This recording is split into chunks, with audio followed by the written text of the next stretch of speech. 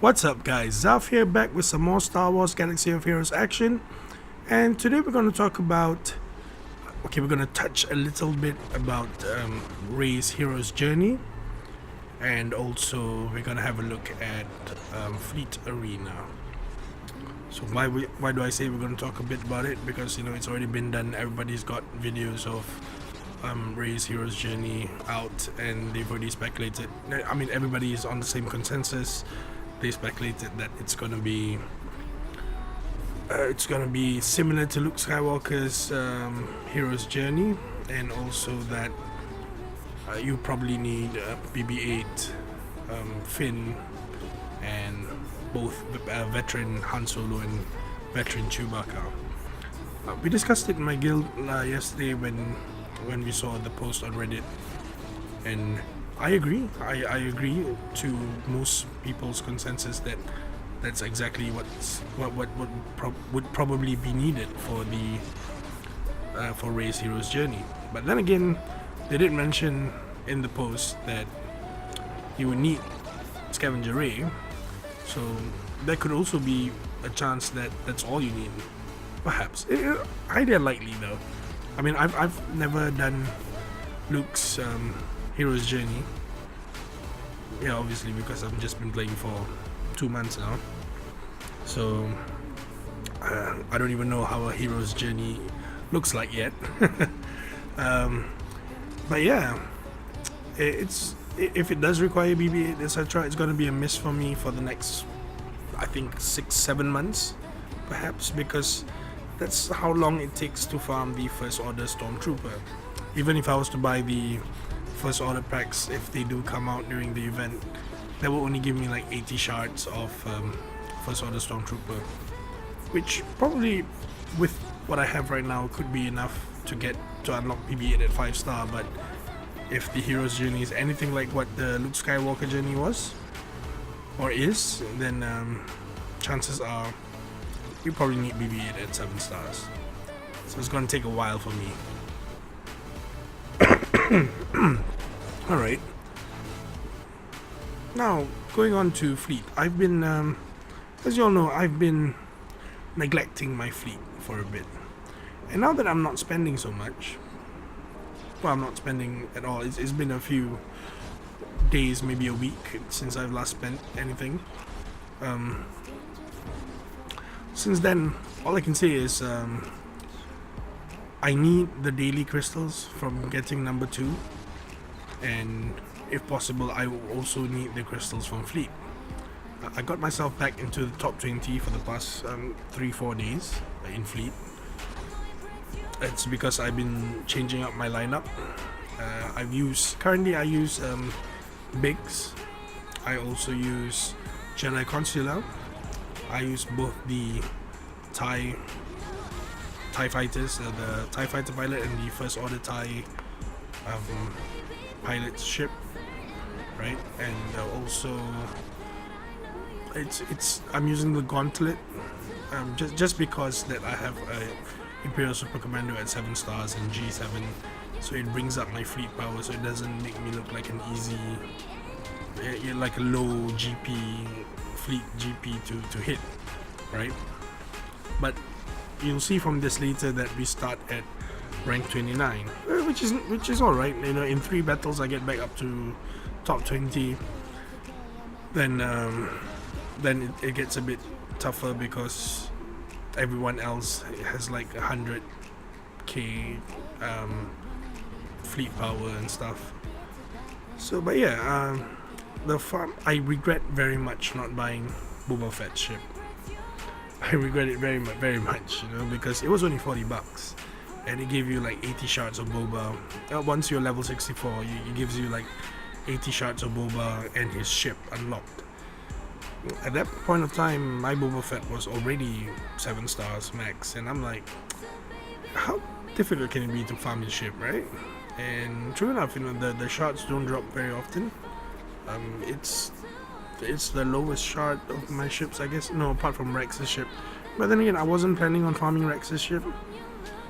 But now I am, because I do realize that I'll be using Rex as a I'll be using Rex in my arena team for a very long time. He's probably going to be one of the first few to go up to G11, G12. He's almost G10 right now, so if I had his ship, then it's gonna have a lot of power. And also his skills are quite useful. Target locks on the first skill, and he also recovers protection for the others, I think. Yeah, it's something along those lines. So now let's take a look at the first battle we have. So what I do before battling other ships is I check their stats. We're gonna look for the guys with the lowest tenacity. Why the lowest tenacity? We look for these guys with the lowest tenacity because both my TIE fighters, they can target lock on the first skill, and I think Biggs can too.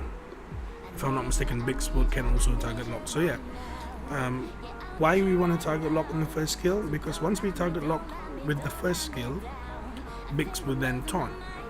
He will have a taunt, and basically that's it. As you can see, my ships are pretty bad. They're all 2 stars, except for Biggs and Scimitar, who are 3 stars. And everyone else that I'm facing 3-4 star teams. And it's but it's not that tough. I mean, it's tough. I know my limits. My limits currently are at top 20 until I can get more 3-star ships and get the Executrix up to 3-star or 4-star, something like that. Yeah. So I use Scimitar of Darth Maul's ship as a reinforce so that I can do this skill, the second skill, which I usually put on Biggs so that he can counter. Well, usually by this time we would already have a taunt on him. So yeah, people will hit his ship. He'll stealth the rest, and as you can see there, someone target locked something, and now we have taunt on Biggs, right? And he also counters. And I'm liking using the gauntlet too because it gives protection up, so we can like regenerate protection, and JC can also regenerate protection. Once I get TIE Advance, which is Vader's ship, I'll probably take Jedi Consular out.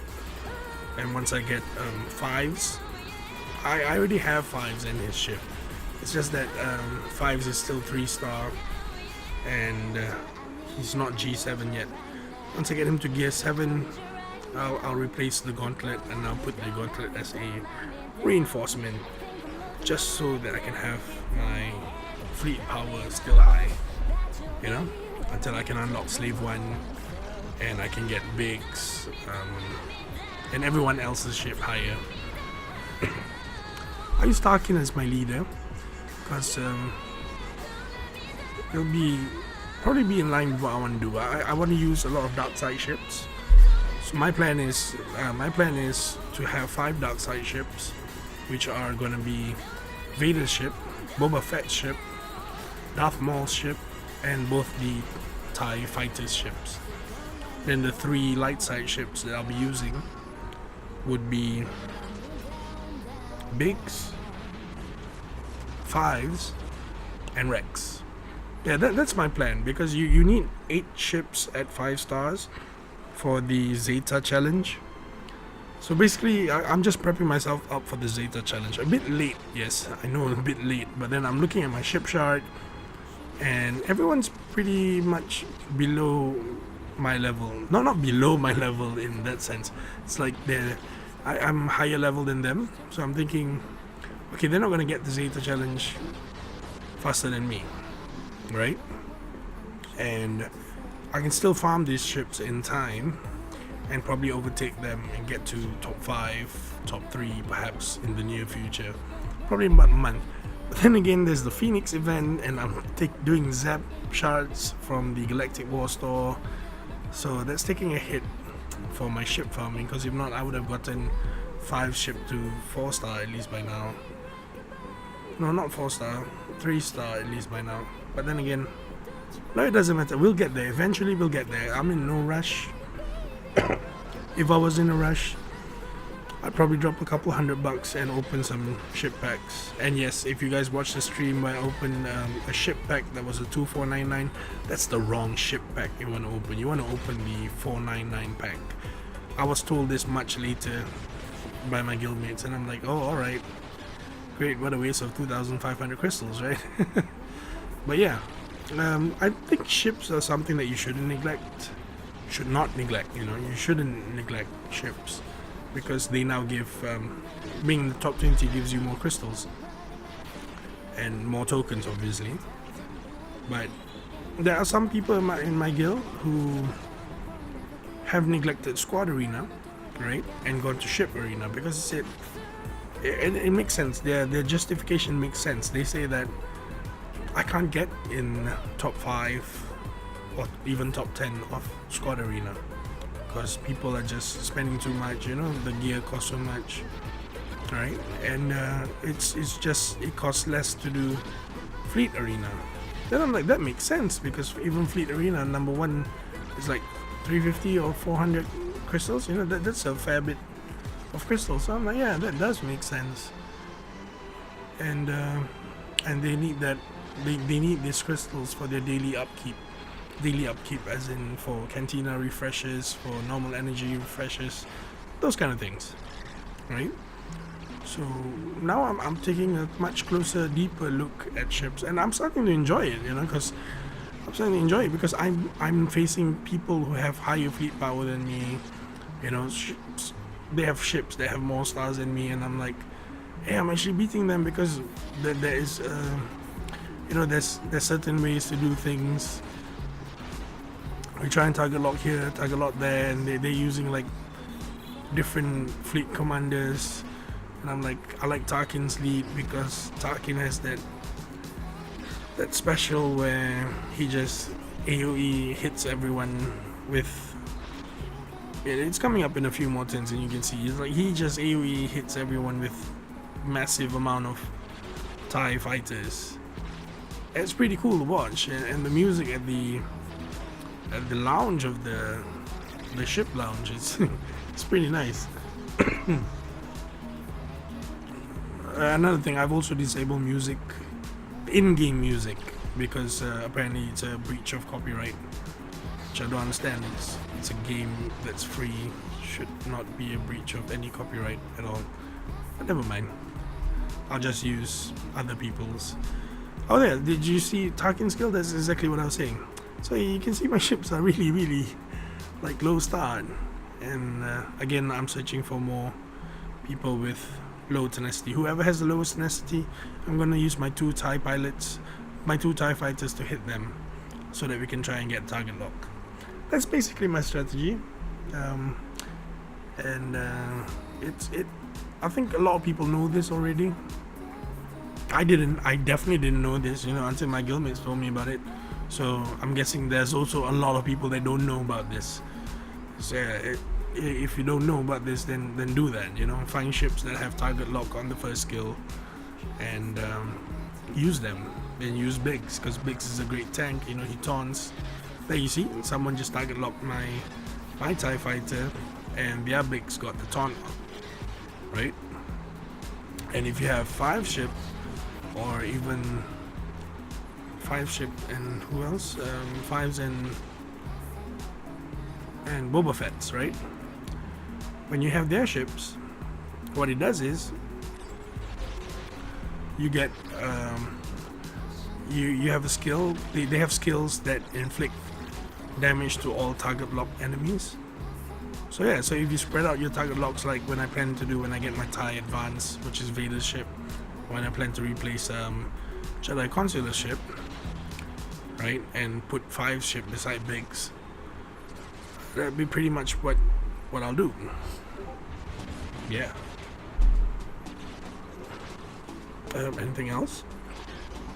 No, I think that's about it. That's about it that I wanted to talk about with ships. So don't neglect them. They're great. It's a more cost-effective investment, so to speak, rather to get crystals instead of squad arena, because squad arena you would always need to have your teams updated, or you need to put gear investment in them. I mean, not to say that you don't need to put gear investment into ships. You definitely need to put gear investment into ships, but it's not as difficult as trying to get top 5 top 3 even in Squad Arena. And sometimes it's RNG based. Like if you look at this footage, I think we're down to my 3rd battle because I went out for dinner. So if you look at this one, it's I don't really want to spoil it for you though. But just look at this one and then you'll understand what I mean by RNG base. You know? Okay then, that's enough rambling for now. About Jeddah Ray and stuff. Oh, I've got confirmation from my internet provider that my internet is coming. They're gonna install it on Sunday. Oh yeah, there it was, you know. Like his Starkin shot all my ships. And I'm here sitting like, can we do this? And now I come back and boom, he's done. Yeah, so my internet's coming on Sunday. Then we can do daily streams. Because right now I'm not comfortable doing streams with my lagging internet. And I'll find a fixed time for that. So these are my ships, my rubbish ships. I'm still a ways away from Slave 1 or Rex's ship. I'm more than halfway through to get Vader's ship, because his shots seem to show up, but Slave 1 takes forever. And there we have it, rank 15. Alright guys, this is Zaff signing out.